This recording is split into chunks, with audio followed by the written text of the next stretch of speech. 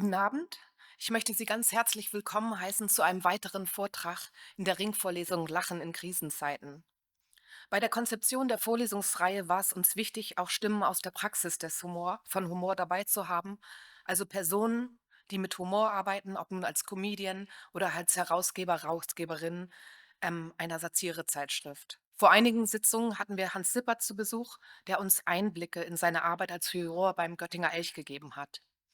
Heute haben wir mit Tjeerd einen preisgekrönten niederländischen Cartoonisten zu Gast, der uns nicht nur Beispiele aus seiner eigenen fast 20-jährigen Arbeit als politischer Cartoonist präsentieren wird, vielmehr geht es auch anhand internationaler und historischer Beispiele um die gesellschaftliche Bedeutung und Rolle von Cartoons und auch darum, wie sie Krisen abbilden, welche besondere Sprache Cartoonisten dafür finden. Einige von uns im Raum haben heute Morgen schon einen praxisorientierten Workshop mit Tjeerd besucht. Darin haben wir Einblicke in konzeptionelle Überlegungen und in den Arbeitsprozess erhalten, aber haben uns auch unter seiner Anleitung selber an einem Entwurf versucht. Umso mehr freue ich mich, dass er auch heute Abend Einblicke in seine kreative Praxis und die von vielen seiner internationalen Kollegen geben wird. Seine Cartoons sind erschienen in der New York Times, BBC, CNN, im Guardian, im Spiegel, Le Monde, Courrier International unter anderem. Gegenwärtig macht er ein öffentliches editorisches Cartoon für die niederländische Zeitung Trouw und für die belgische Zeitung De Morgen. Im letzten Jahr hat er zudem beim European Cartoon Award den ersten Preis erhalten und auch eine Honorable Mention für das beste niederländische Cartoon. Bitte begrüßen Sie mit mir Tjeerd.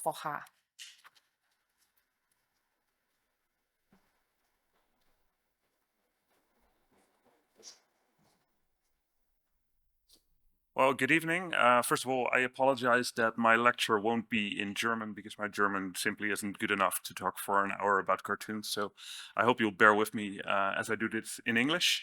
I'm going to take about 45 minutes to an hour to talk about my own work, talk about international cartoons, and particularly talk about what makes cartoons work. Julia already gave a short introduction of who I am and my work. I'm a Dutch political cartoonist. I've been a cartoonist for the past 20 years. And I'm also the editor-in-chief of a website called cartoonmovement.com, which is a platform for international political cartoons. And if you're inspired tonight by all the cartoons that I show, I encourage you to go there and look at the cartoons, and I'll share a screenshot in just a moment. So a few of my publications, as Julian mentioned, I work for Trouw, a Dutch newspaper, a progressive left-wing newspaper where my cartoons are published every Monday and Friday. Also work for a Belgian newspaper where my cartoons appear on the back page every Tuesday. And I also do a lot of international work. Sometimes I'm lucky enough to get a cartoon on Le Monde, which is one of the few newspapers left in the world that actually publishes a political cartoon on the front page, so you get a lot of visibility. And in the past, I've also worked for the Washington Post, but I stopped submitting cartoons to the Post, and I'll explain my reasons when I talk about the future of political cartooning. As I mentioned, I also run a website called Cartoon Movement.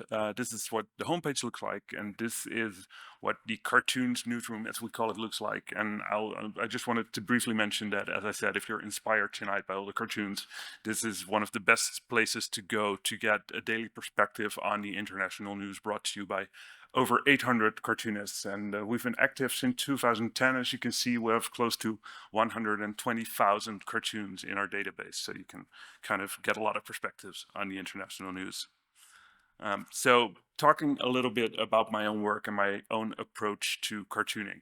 I studied political science, and after that, I wanted to become a political cartoonist, and I fairly quickly found out both that there's not a lot of newspapers in the Netherlands, and that those newspapers that are there actually were already employing a lot of good cartoonists. So it was really difficult for me to find a Dutch spot to do Dutch political cartoons. But I wanted to be a political cartoonist, so I decided, well, maybe I need to work for international newspapers. So I started submitting my work to French newspapers, Italian newspapers, Swiss newspapers. And that meant that I had to, first of all, draw a lot about international topics, which is something I still do. I now work for a Dutch newspaper, but the majority of my work still focuses on like the big international topics.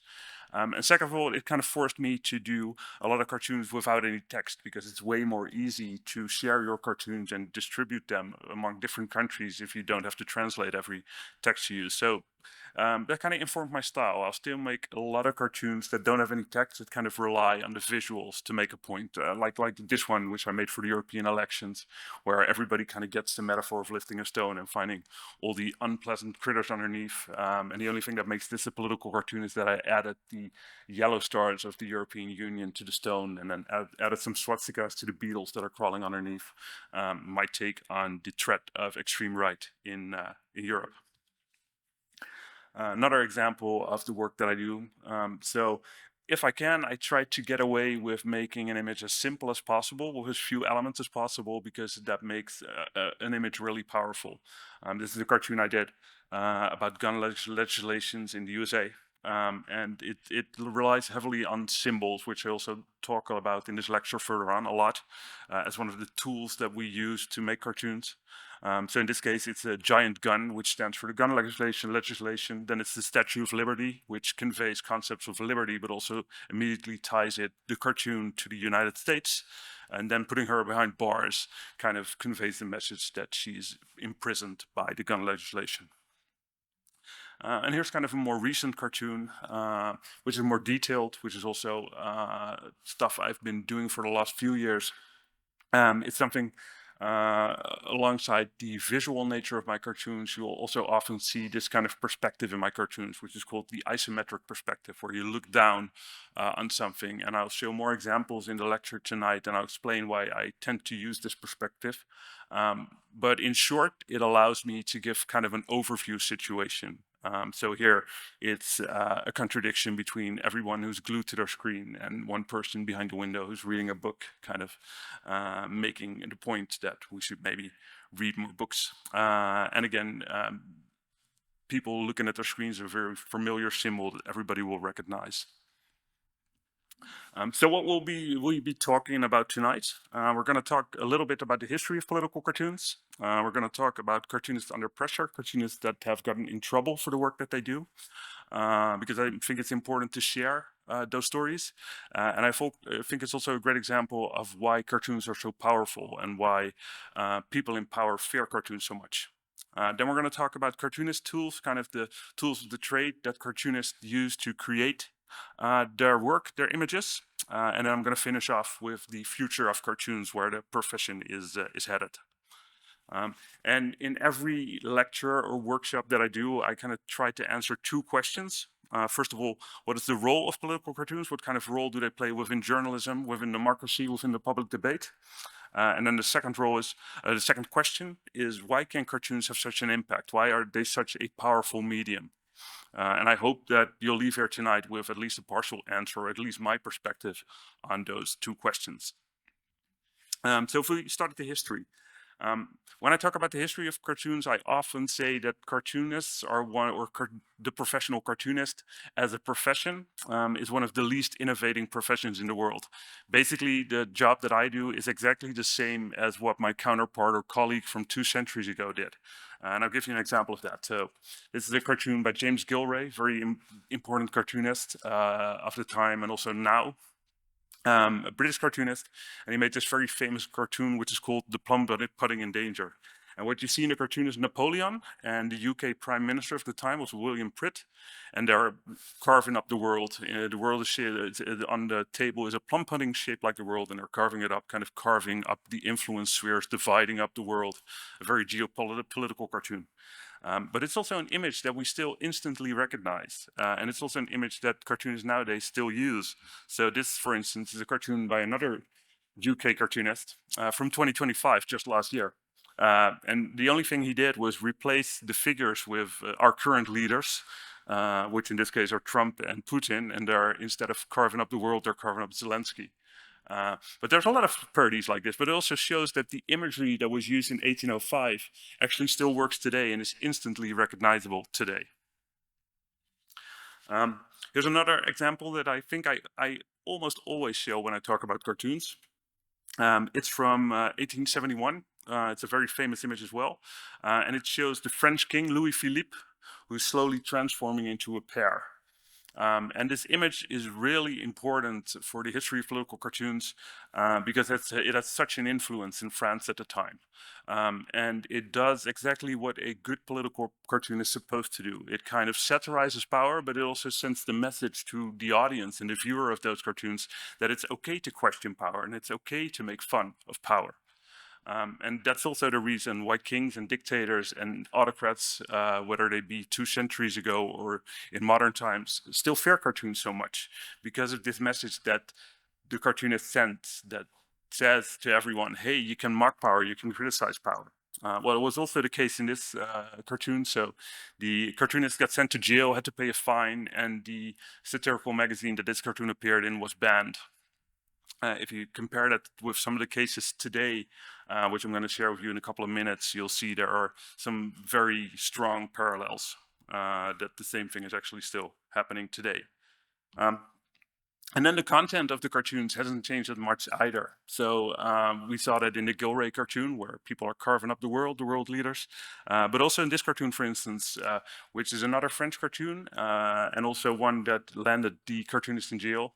It's again with the same king, Louis Philippe. He really didn't like cartoons. But it's an image that could be published today if you know what it means. So what you see King Louis Philippe sitting on a throne. He's the one in power. He's the one being mocked. And to the right of the cartoon, you see the French population, and they have to pay taxes just as we all have to pay taxes to the state. And the cartoonist drew this as them putting money into wicker baskets, and the wicker baskets are being carried up to feed the king. And then at the bottom of the throne, you see stuff coming out. And obviously, the population of France is hoping that something good will be done with their tax money. Maybe schools, healthcare, infrastructure, stuff like that, stuff that's good for the country.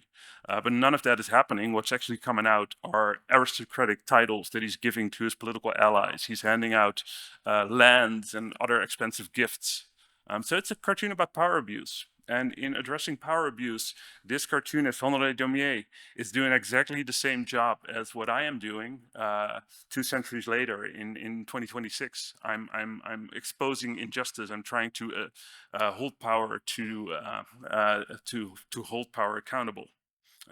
So I've always think that that's a good thing to show, that the job hasn't changed, but also the impact of the job hasn't changed. And it's as important as it was then, it's still as important now.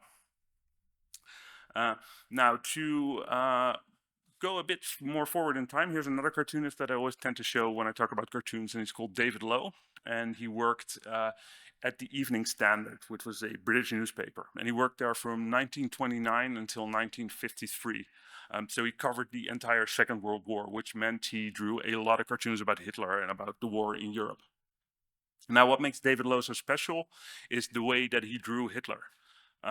Hitler got so mad about his drawings that the Evening Standard was banned in Germany from circulation in 1936 because Hitler didn't want Germans to see the cartoons that were published in his newspaper. The diplomatic service actually came by and paid a visit to David Lowe to ask if he could tone down his cartoons a little bit because it was damaging diplomatic relations with Germany. And apparently he also ended up on the personal death list of Hitler. So if Germany would have ever invaded Britain, he would be like one of the first to be put against the wall and executed. And all of this has to do with the fact that he drew Hitler in a particular way. If you look at cartoons that were made during the Second World War all across Europe, Hitler was often portrayed as a monster, as someone to be fearful of.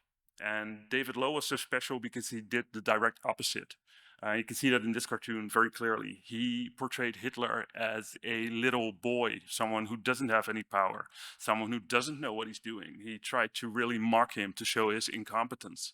And he later said in 1953 in an interview that if you want to criticize power and if you want to be a cartoonist, you should really mock power because dictators don't mind being feared. They mind being satirized, they mind being mocked, they mind people making fun of them because that cuts away their power base. And I think it's a lesson that cartoonists have been taking to heart ever since then, and that's why I consider David Lowe one of the most important examples of political cartoonists, and I always like to share at least one of his cartoons. Fast forward to now, as I mentioned, we have a lot of cartoonists that are facing trouble nowadays as well for the impact that their work has. And unfortunately, it's coming closer and closer. So when I gave these lectures 10 years ago, I would be talking about countries like Egypt, where there's been a cartoonist in jail now for 2 years almost. I would talk about countries like Iran, like China.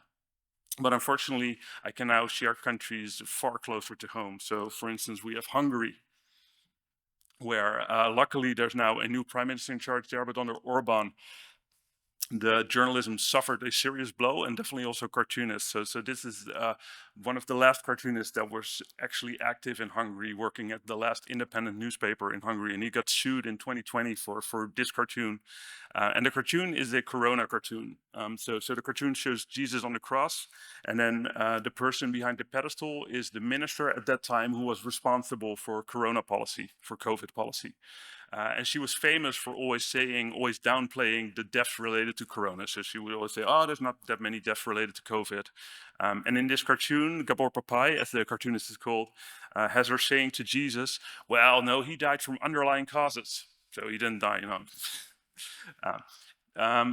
With some orchestration from the government, Gabor was sued for blasphemy and insulting a religion, and he was actually found guilty both at the domestic court in Budapest and then also the national court. And the case is now pending at the European Court of Human Rights, and I really hope that they will vote in favor of him. And but we'll see. But that's pending, so that's pretty close to home. Here's another example. It's a Turkish cartoonist. Again, it's a COVID cartoon. This also shows you how long these trials last. And it's pandemic sex, and it makes fun of the fact that in the beginning of COVID, one of the symptoms was that you would lose your sense of smell and taste once you contracted COVID. And she's making fun of it. It's not even a political cartoon, but she gets sued for the cartoon, and the trial has now been pending, or the case has now been running for 7 years with delay upon delay upon delay. And that's a specific tactic that you see. First of all, she's a female cartoonist, and in regimes that like to attack cartoonists, they like to attack female cartoonists specifically on sex-related cartoons and cartoons that kind of attack the morals of the person because they feel that hits harder when it's female cartoonists. And second of all, they try to drag the court case as long as possible, because the end game for a dictator or for an autocrat like Erdogan is not so much getting the cartoonist in jail. It's fine, but it's even better if you can create a climate of fear, because she's now fearful of everything she draws and has been for 7 years. And not only her, but all her colleagues as well. So every Turkish cartoonist is looking at this case going on and thinking, ooh, will that happen to me if I'm too critical? So you create an atmosphere of censorship, really effective. And then last year we had this case in the United States. Maybe some of you will recognize it. It's a sketch by a cartoonist called Ann Telnis, and she worked for the Washington Post for 15 years. And she submitted this sketch to her editor, and it was refused to be published. Anne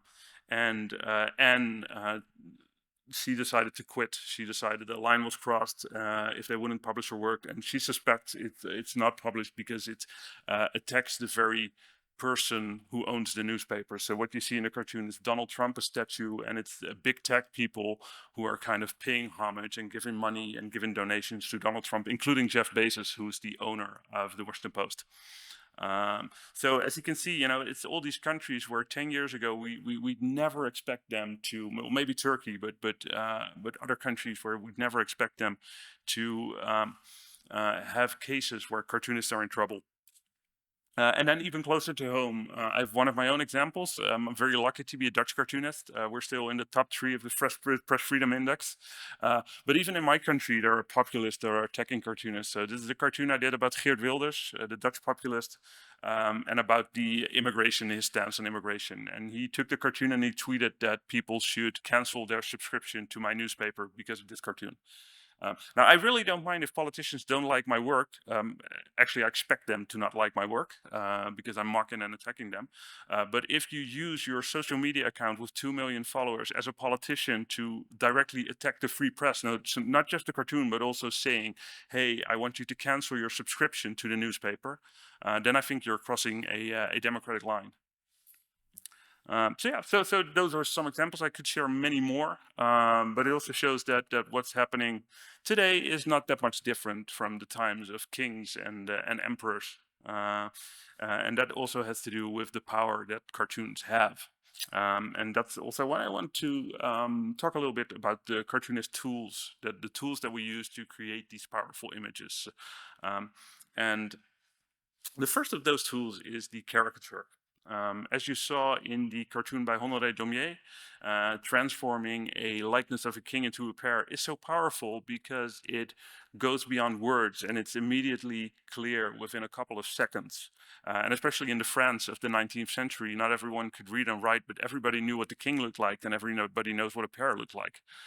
So it's the immediateness and the recognizability of a cartoon, and specifically a caricature, that makes it really powerful and a powerful tool to mark those in power. Well, obviously, one of the most caricaturized people at the moment is Donald Trump. This is a cartoon back from 2016 when he just was in power in his first presidency. It's by a Brazilian cartoonist.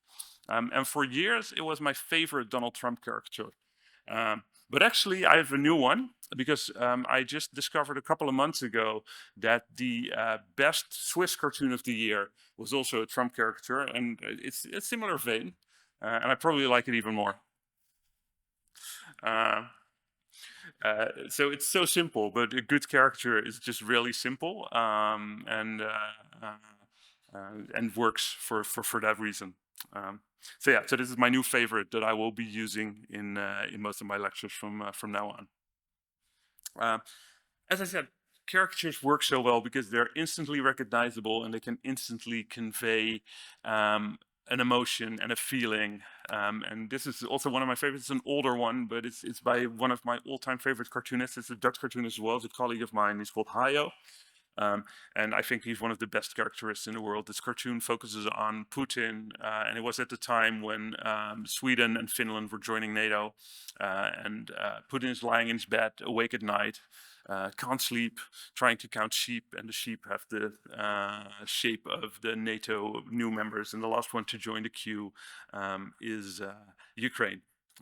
So especially being able to capture the expression of Putin in such a way is so good. And again, it really shows the power of telling a story and also telling a complex message without any need for words. Here's another one. This one's by a Jordan cartoonist, Emad Hajjai, a very famous Jordan cartoonist. It's a cartoon of a caricature of Netanyahu. And the clever thing that Emad does is he couples it to another tool that we often use that I'll talk about in a couple of slides in more detail. But he couples it to a specific movie scene. And what cartoons often do and what makes them so powerful is that we leave a lot of the work in recognizing the message of the image to the audience. So my job as a cartoonist is to draw as little as possible and then to leave it up to the audience to interpret the message. So for instance, when I show this cartoon in high school to people under 20, the majority usually doesn't understand it.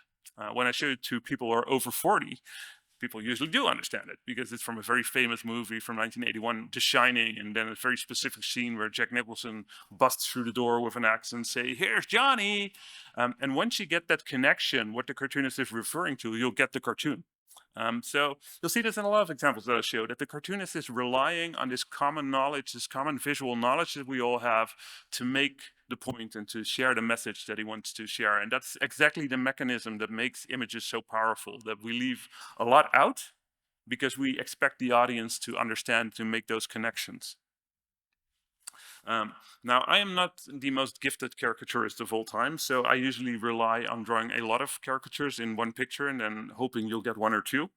So in this case, I drew a playground, which I felt was a really apt comparison to the current geopolitical situation. And while Ukraine is beaten down on the ground, and Trump is saying to him, "Well, you should say sorry to Putin because he's so sad." And then I kind of surrounded it with some other actors of the international scene, and it's what I tend to do a lot. So I did a cartoon last year where I made all the dictators into a malignant tumor, and the doctor kind of doesn't know what to do about it anymore.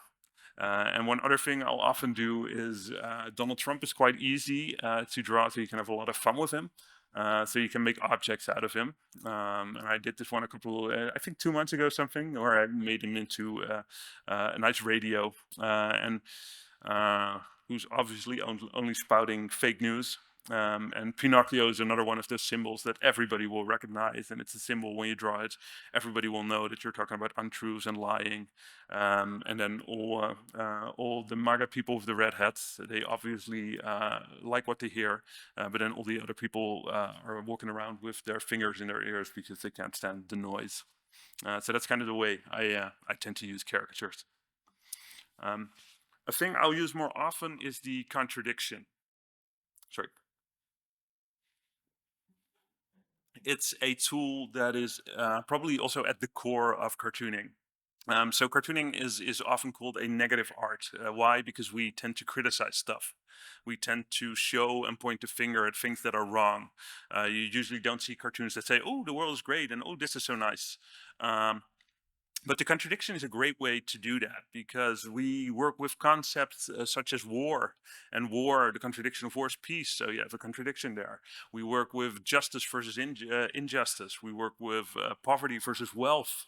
So we work with all these concepts that have a contradiction in them already, and it's a really good way to start a cartoon and make a point. And I'll show you some examples of this in my own work. So, for instance, we can make a comparison to War and Peace and how we live in Europe versus how some other people in other places live. And I did this cartoon, I think 1.5 years ago, during the height of what was happening in Gaza. And it was probably around the same time as it is now. So you see a lot of holiday adverts on the television and online. And it kind of got me thinking, like, oh wow, so we're gonna lie by the pool while in other parts of the world people are dying. And then I thought, well, I can make a comparison with people lying by the pool, and I compared it to all the body bags or the people in Gaza wrapped in the white sheets lying alongside a bomb crater.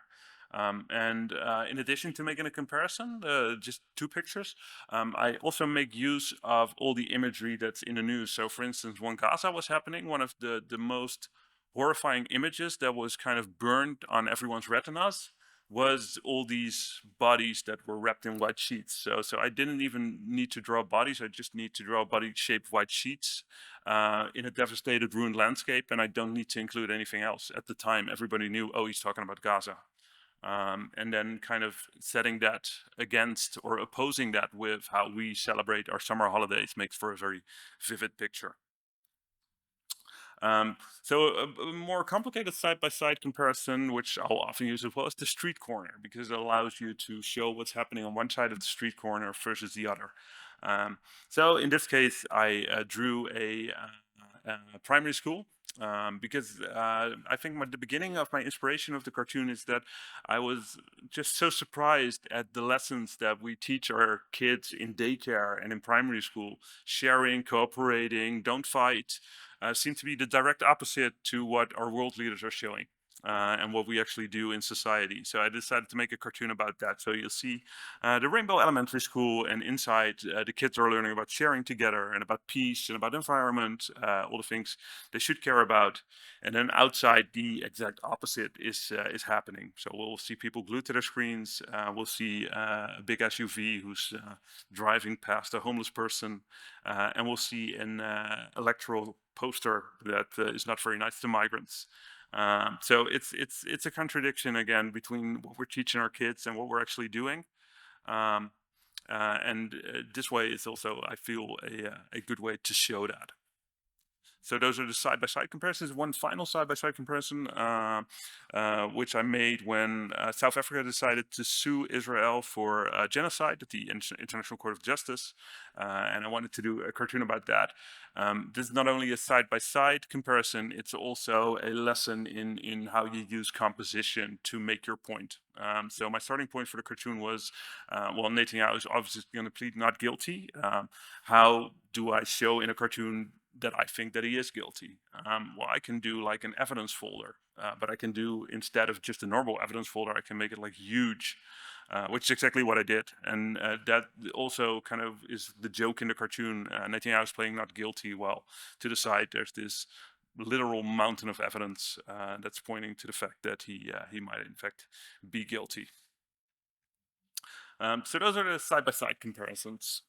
Then the other comparisons or contradictions that I'll often do are the top to bottom ones. And you can kind of compare them to the iceberg. Part of the iceberg is overhead, but actually the majority of the iceberg is below the surface.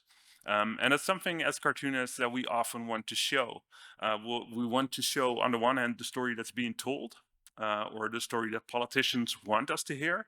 And then we also want to show the actual truth as we perceive it, or our perspective on it.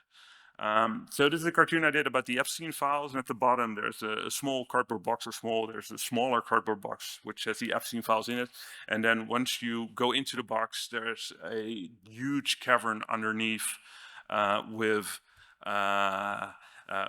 a lot of files, way more than expected. And the way I work is I know my part of my audience is online, and they'll take like 3 seconds to kind of get my cartoon, and they'll scroll on.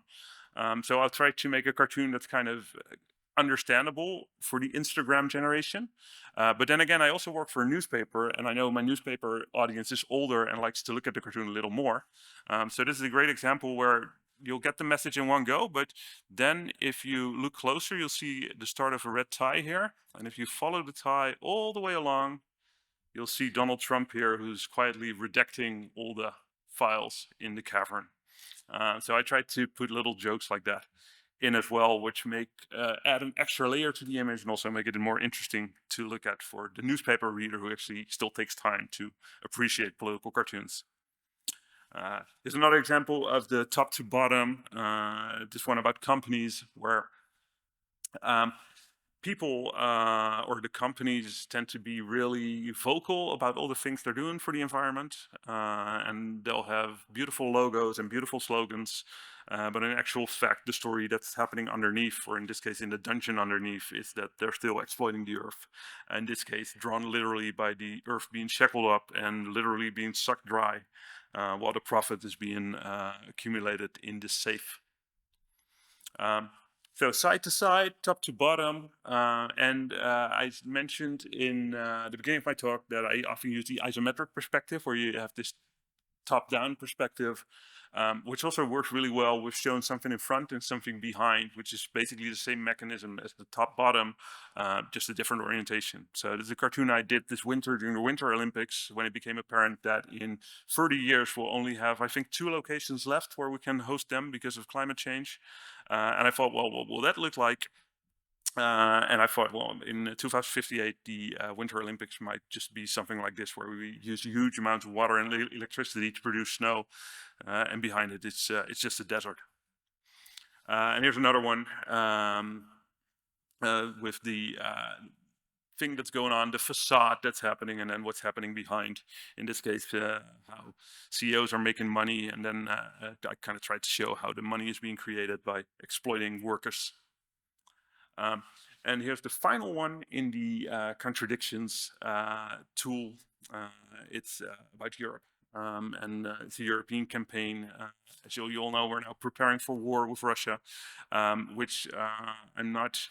I see the point of, but I also kind of question which kind of priorities are lost along the way, and that's what I wanted to show with this image. So this is literally someone putting a new campaign poster up. And you can just see the old one that he's kind of pasting it over, which was a campaign for a sustainable future. So it's something I worry about, and I thought people should think about. But it's also an effective way of showing that in a single image. Also, already touched briefly upon the symbols and metaphors. This is probably the most important tool, if not, yeah, I think the most important tool for cartoonists, because it's something we rely on in every single cartoon. And I talked about it when I said that cartoonists expect the viewer of the cartoon to do most of the work. So we'll present an image, and we'll use symbols and visual language in it that kind of give clues to the message that we want to share with you. And it's up to the viewer, the audience, to kind of figure out what the cartoonist is trying to share. And the fun thing about this is we'll use very old metaphors and symbols, like the James Gilray cartoon, which can still be used today. And we'll also use very new ones, which are references to movies or to pop songs or whatever.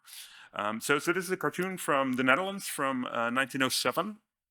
And it's a criticism about rich industrialists not allowing workers to form unions. But the nice thing about it is that the way the industrialist is drawn and the way that factories are drawn is literally the same way as we still draw them, or at least it's heavily inspired the way we still draw them. If you compare that to a cartoon from 2023 from Egypt, so very different place, very different time. Um, it's a cartoon that deals with the same issue, and okay, the industrialist has kind of transformed into the Monopoly logo, but that totally makes sense since the Monopoly logo is based on the stereotypical industrialist from the Industrial Revolution. So the white dude with the mustache and the top hat is a very recognizable symbol for a wealthy person.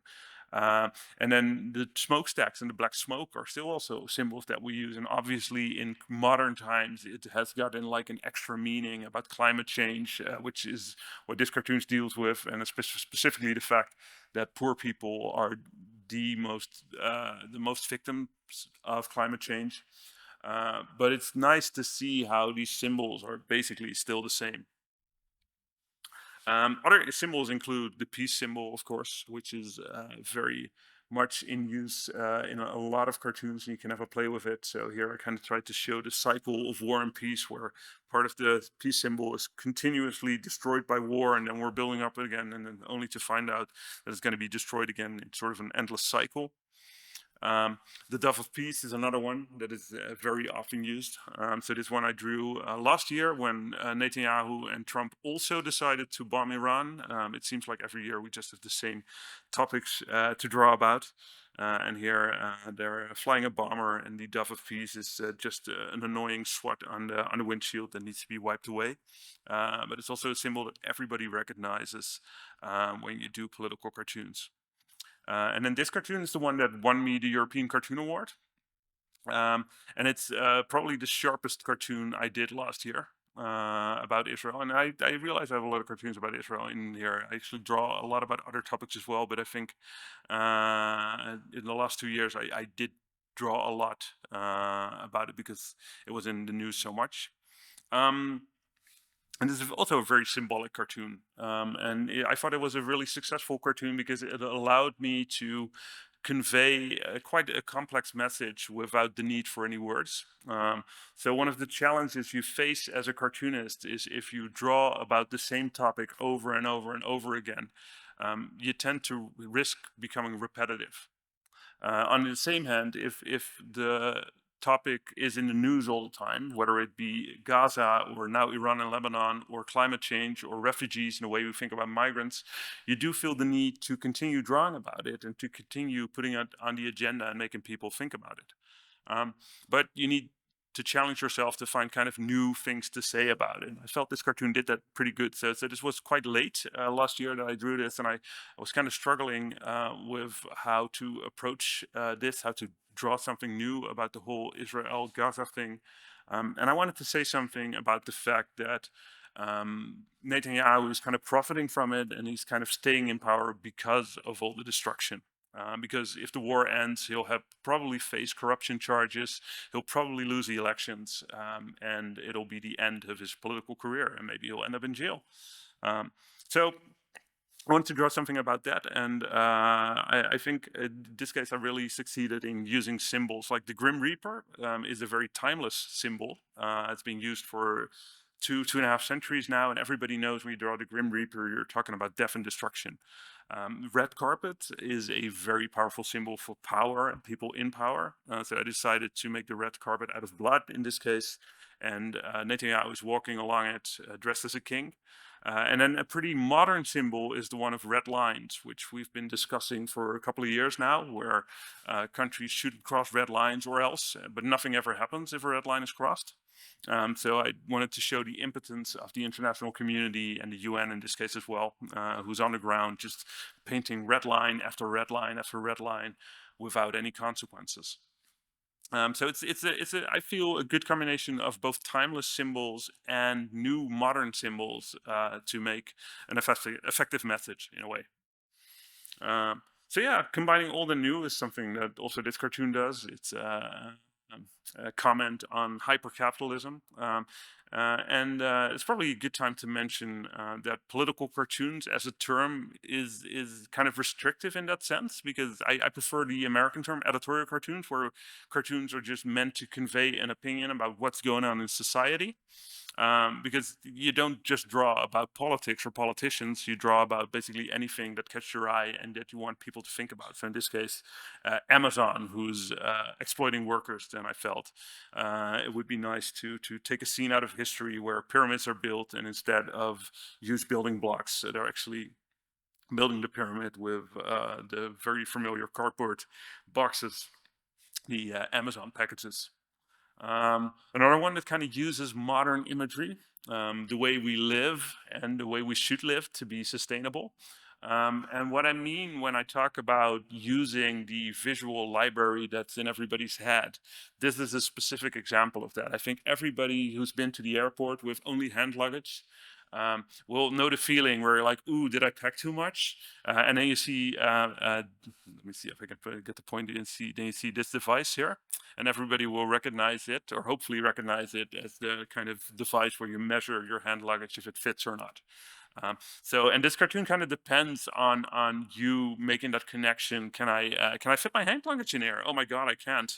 And I decided to use that symbol that hopefully everybody knows, and that feeling that everybody knows, to make a cartoon about and talk about how our lifestyle actually doesn't fit the sustainable way we should live. Other modern things include a water cooker when talking about climate change and the warming up of the ocean. Um, Basically, anything can work as a symbol, or a ballet of hurricanes, which I drew during last year's hurricane season, where everybody recognized the shape of a hurricane. And again, everybody recognizes skeletons, so you make a simple connection, and that's how you make a point. And sometimes I'll just like to literally visualize concepts. So we still hear a lot about the trickle-down economy, even though it's proven again and again that it doesn't actually work. And it got me thinking into doing a cartoon about trickle-down, and then kind of drawing the way I imagine trickle-down to work. Because as we all know, the rich people are the most polluting ones, and their lifestyles pollute the planet the most, and the poor ones are the victims of that pollution and of climate change in the end. So I decided to capture that in one picture. And then the last one in the symbols is the concept of the shit show that Trump is putting up for the whole world. And journalists just seem to keep paying attention to it. So I decided to draw a literal shit show. Then we come to another tool of the cartoon, which is the twist. And what I mean by the twist is a mechanism by which the cartoonist will draw a very mundane or daily scene and just change one element. And this is an example. It's a couple of years ago when the relationship between North Korea and the U.S. Was good. It was, I think, was it during Trump's? I think it was during Trump's first presidency when he tried to do a deal with Kim Jong Un. And here they are romantically looking at a sunset. Only the sunset isn't really a sunset. Here's one by a Latvian cartoonist who drew a day at the aquarium, and the only thing he added to the image is things you usually won't find floating around in an aquarium, but you will actually find floating around in our seas. And by adding that one element, he made a political cartoon. And here's another example, which is one of my favorites. It's by a Venezuelan cartoonist. Very simple image of people standing in line for the supermarket with food shortages going on there. And the only thing the cartoonist did was change the shading a tiny little bit from, instead of being the shadows of the people standing in line, it's actually tombstones, which makes it immediately into a cartoon about hunger and food shortage. And here's another one from a German cartoonist, actually, George Riemann, with a comment on the way democracy seems to operate at the moment. Instead of the hounds keeping the sheep in check, and we now just have a couple of sheep and a lot of dogs that need to be kept in check. So again, twisting things around. It's something I'll use myself a lot in cartoons. So it's a cartoon about the Mediterranean Sea and having a nice holiday. It's a mechanism I often use. The way our lifestyle kind of contradicts with how other people live. And then at first glance, it all looks very normal until you see the foam on the sea, which is shaped like skulls. Because when I made the cartoon, it was in the news that I think about 35,000 people have died in the Mediterranean in the last 20 years. And then I give a kind of a visual clue as well with the life jacket that's in the bottom left corner. And here's another one, desensitization to the news, where at first glance you'll think, oh, that's a nice autumn scene with people sitting by the fire. But it's actually not a fire, it's a flat screen with a live feed from the latest war that's going on. Uh, Another one about climate change, which is a topic I also often draw about. And again, playing with people's expectations. Everybody knows what Venice looks like. Everybody knows what a gondola looks like.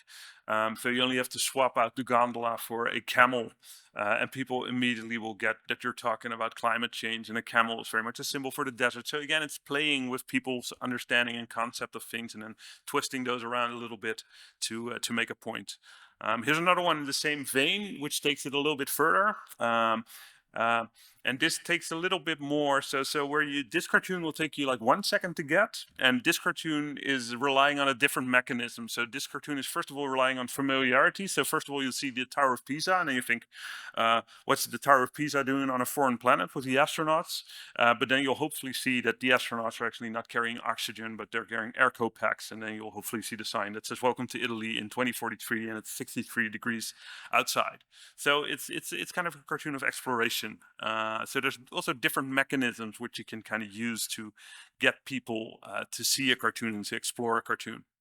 And here's another one, I think the final one, which relies on pretty modern symbols. I think everybody, or modern, I'm not sure how many young people are still familiar with T-Pex, but I think, yeah, I think most in this audience will know what I mean, and that's combined with a very familiar agricultural scene with a tractor pulling something and either spreading something out across the field, and in this case, it's carrying a large bottle of Tepex, and it's kind of widening out a lot of the agreement that Europe has uh, about the transition that we should make to sustainable agriculture. And again, I think one of the powers that cartoons has is to take what is pretty dry material and to capture it into an image that's engaging and actually makes people think about what is dry and complex matter. And then the final tool that I'll talk about this evening is the timing. But it is an important one to mention because as a cartoonist, you are completely at liberty with your white paper in front of you to draw whatever you want, but you also can decide at what point in time the scene that you draw takes place. And that's really important in creating either a dull image where people go, huh, or creating a very powerful image where people are engaged to think about it. And one of the best examples I feel is this one. It's the start of a cartoon by an Iranian cartoonist called Payam Boramant. Again, he starts with a very mundane scene of a girl playing in the street. And then the context that he draws around it is actually what makes it into a political cartoon. And it's not only context. So there's a contradiction you have going on between the girl playing in the street and then surrounded by a devastated city and bombs are falling. But the most important aspect is the timing. He decides to draw this cartoon or this particular scene in the second before the bomb falls. And what he does is he relies on your brain as the audience to finish the story. The first thing when you see this cartoon, for most people at least, will be like, "Ooh, the bomb's gonna fall, the girl's gonna die." So he kind of stimulates you to finish the narrative in your head, and he's doing the job of making an image that stimulates you to think about the issue. And timing is a really powerful way in which you can do that, in which you can kind of trick the brain of your audience to think about the image. Um, it also creates a certain tension in a cartoon. So there's different levels of timing. This is a cartoon by also an Iranian cartoonist about Afghanistan and the way that girls are not allowed to have education anymore. And again, it uses a domino. And in this case, you can kind of feel the strain almost of the girl that's pushing against it with the book against the dominoes and not wanting to fall.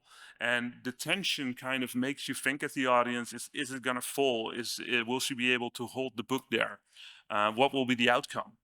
So timing can also be about the uncertainty of the outcome and making you think about it in that way. Um, Obviously, I use a lot of timing in my cartoon as well. It's another one of the tools that I use as well. So this is a cartoon I did again, I think, during the first Trump presidency with America First, and the cracks in the cliff. It probably means that the cliff is going to fall. Um, I'll use it to also create a certain uncertainty. Again, this is a pretty familiar scene to everybody who's ever used public transport or a bus, where people will sit on their phones and everybody will have their headphones on and they'll be looking at stupid shit on the internet.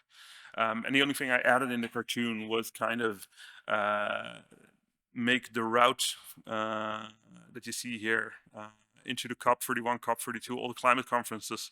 And then the end station is Climate Hell, which is 34 kilometers away. And will anybody stop the bus or tell the driver that we actually should take an exit somewhere before that? So in timing, also the contradiction between what is mundane and the twist in it. So actually, this cartoon uses a number of the tools that I've discussed, which is actually true for a lot of cartoons, where you'll use a caricature and you'll combine it with a twist and you'll combine it with a metaphor. Again, another one on climate change, with also an uncertain outcome, although the outlook is grim. A cartoon I did about Ukraine and international justice, where justice is being shut down by Russia, and it's falling the wrong way. So it's again, it's a cartoon where you can predict the outcome, but you kind of finish the narrative in your head. And this is the cartoon I did, I think, right before Trump got elected for the second time, and Biden is still running for the gun to shoot him down, but Biden and Harris, but they didn't succeed. And that's the final one, with again a cliff that's crumbling, but in this case the cliff, it consists of wild animals. The news of the time was that there's a 70% decline in wildlife. I think that was 2 years ago, so I'm presuming it hasn't gone up magically in that time, in the 2 years that have passed. And then finally, a little bit about the future of cartooning. I've showed you a number of cartoons under pressure, cartoonists under pressure. I've showed you that the cases or the trouble that cartoonists face is not only outside of Europe anymore, it's also in Europe. It's also in the United States, it's in countries where we used to expect that democracy and freedom of expression was actually protected and free. So that's kind of worrying. And I haven't even talked about AI yet. Which is also like a very specific threat. So I'm not expecting political cartoonists to be replaced with AI anytime soon. The problem is that if you're a young cartoonist, you'll often make your money being an illustrator as well. And AI is kind of taking the work away from illustrators. So what you already saw happening before AI came up, was that there were a lot of less young cartoonists, because there's less newspapers, and the newspapers that are there are still are hiring less cartoonists. But now with AI, I think there's going to be it's going to be a lot less viable to start a career in drawing or in art that will eventually lead to political cartoons. So I do see a threat with AI, and I'm kind of, in this cartoon, I'm kind of really surprised that the way AI is taking all the fun. They're making the books, they're making the songs, they're making the paintings, and we're left with the menial jobs of delivering packages and collecting the waste and delivering food to your door. So I made a cartoon about that. Here's another one about AI, and obviously big tech is making the most money out of it. And then the other, so AI is one. The other one is, as I mentioned, the cartoonist under pressure. So this is a cartoon I did as a tribute to Ant Helmus, the cartoonist who was fired, who quit the Washington Post, who always had the famous slogan, "Democracy dies in darkness." And I think the slogan is now, "Whatever you say, Mr. Bezos." And actually, a couple of months before Ant Helmus quit, I also decided to stop for the Washington Post. I was published maybe a couple of times a year there, so it didn't greatly impact them, but I felt it was important for me to not work with a publication that kind of didn't take democracy or freedom of expression seriously anymore. And then I'm going to end with this cartoon because it makes an important point. So as I said, it's the sharpest cartoon I drew last year, and it's probably even sharper here in Germany than it is in the Netherlands, where we're more overtly critical of Israel. But this cartoon was actually so sharp that I kind of expected some reaction from my editor when I sent it in, but I didn't, and they published it. And it was great. It had a great reception, so it was all good. But also kind of showed me how important it is as a cartoonist to have a regular spot at a newspaper. And what I mean by that is that there's basically two ways you make a living as a cartoonist. One is if you're lucky that you have a fixed spot at a newspaper and you have a spot there, you submit your work there, it's published there every week or a couple of times a week.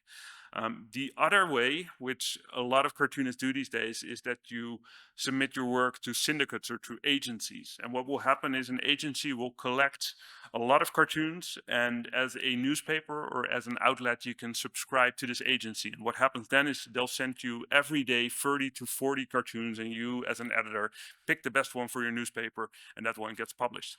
I can guarantee you that if I worked only for an agency or a syndicate, I would never have published this cartoon. It would never have been picked from the 30 or 40 cartoons that a newspaper would have received. The only way I can publish work that is sharp and critical like this is because I have a fixed spot at the newspaper and the editor knows me, and he knows that I won't do like really sharp or really controversial cartoons every week, but sometimes when I feel really strongly about something, I'll do that, and they'll let me do that. And whether you agree with this cartoon or not is not that much in question. It is about the ability to publish really sharp political satire, which I think is at the core of what political cartoonists do, of what political cartoonists should do, and also why we need to protect these spots that we have at newspapers and at websites, satirical magazines, everywhere, basically. And I think that concludes my talk. If you're still interested in learning more about cartoons, cartoonmovement.com is the website with all the international cartoons. And then my personal website is the impronounceable name with the .com at the end. Thanks so much.